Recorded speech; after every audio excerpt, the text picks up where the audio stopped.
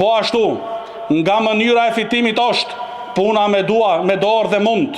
Thot pejgamberi sallallahu alaihi wasallam: "Walladhi nafsi biyadihi la an ya'khudha ahadukum hablahu fayahtatiba ala dhahrihi khayrun lahu min an ya'tiya rajulan fayas'alahu a'tahu aw mana'ahu."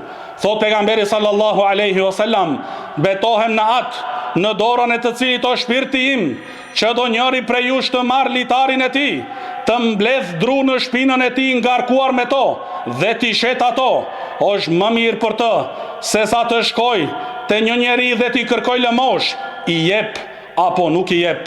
Lëmosha nuk i takon, lëmosha nuk i takon të pasurit e as atij që është i fortë dhe jaft për punë. Njeriu nuk duhet të kërkoj nga njerëzit përveç nëse është i detyruar dhe i paaft për punë. Pra, muslimani duhet të kërkoj furnizim në çdo mënyrë të lejuar, edhe punësimi. Edhe punësimi është një rrugë, por nuk duhet të pres vetëm një vend pune dhe t'i lërë çdo gjë tjetër.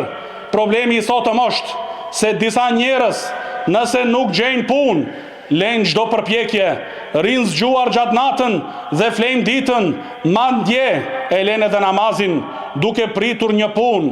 Kjo është pa aftësi dhe partaci.